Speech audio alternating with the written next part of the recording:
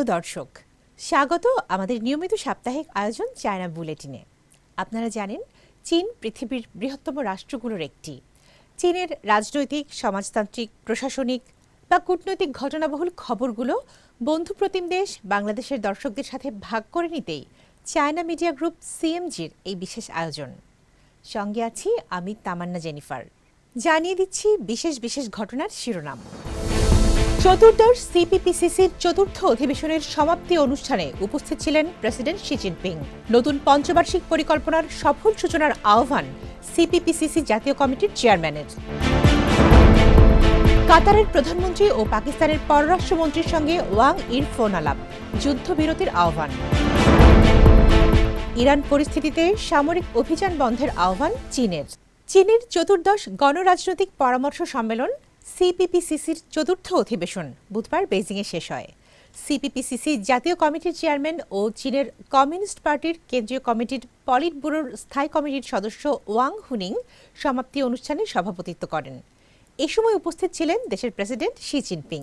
বেইজিংয়ের great হল of the পিপলে সিপিপিসিসি জাতীয় কমিটির সমাপনী বৈঠকের সভায় ওয়াং হুনিং বলেন, এবারের বার্ষিক সম্মেলনে সিপিপিসিসি স্ট্যান্ডিং কমিটির কাজের প্রতিবেদন ও প্রস্তাবগুলোর পরিচালনা সংক্রান্ত প্রতিবেদনটি গুরুত্বের সাথে পর্যালোচনা করা হয়। ওয়াং হুনিং বলেন, চীনা কমিউনিস্ট পার্টির জনগণের উপর চীনা বৈশিষ্ট্যময় আধুনিকায়ন বাস্তবায়নের চেষ্টা করছে।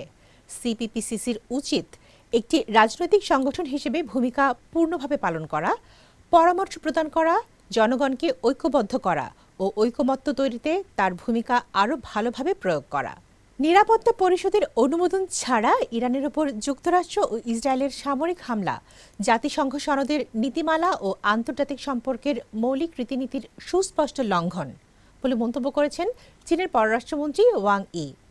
মঙ্গলবার কাতারের প্রধানমন্ত্রী ও পররাষ্ট্রমন্ত্রী মোহাম্মদ বিন আব্দুল রহমান বিন জসিম আল থানির সাথে টেলিফোনে আঞ্চলিক পরিস্থিতি নিয়ে আলোচনাকালে এ মন্তব্য করেন তিনি।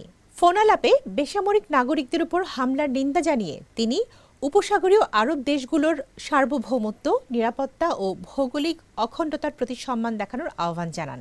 সে সময়ে কাতারের পক্ষ থেকে বলা হয়, সংকট যেন আরও ছড়িয়ে না পড়ে সেজন্য তারা কূটনৈতিক প্রচেষ্টা চালিয়ে যাচ্ছে এবং প্রয়োজনে আত্মরক্ষার ব্যবস্থা নেবে। একই দিন পাকিস্তানের উপপ্রধানমন্ত্রী ও পররাষ্ট্রমন্ত্রী ইসহাক দারের সাথে টেলিফোনে ওয়াং ই বলেন, ইরানের ওপর যুদ্ধ অবৈধ এবং এটি অব্যাহত থাকলে আরও হতাহতের ঘটনা ঘটবে। আঞ্চলিক পরিস্থিতির অবনতি এড়াতে মার্কিন যুক্তরাষ্ট্র ও ইসরায়েলের সামরিক অভিযান বন্ধ করা জরুরি।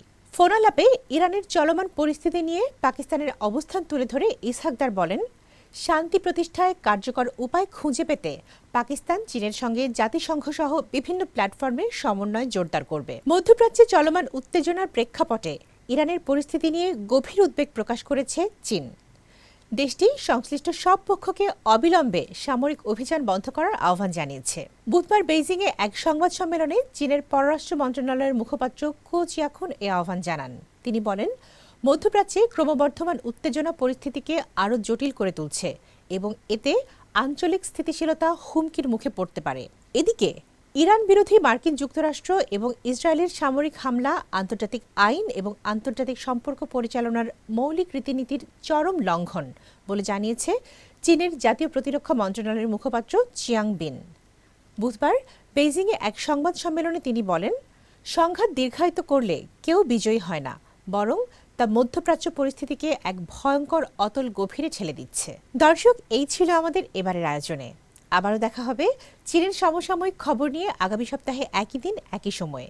অনুষ্ঠানটি সামাজিক যোগাযোগ মাধ্যমে দেখতে ভিজিট করুন www.facebook.com/cmg বাংলা এবং ইউটিউব চ্যানেল সিএমজি বাংলা। দেখার আমন্ত্রণ। চাই চিয়েন।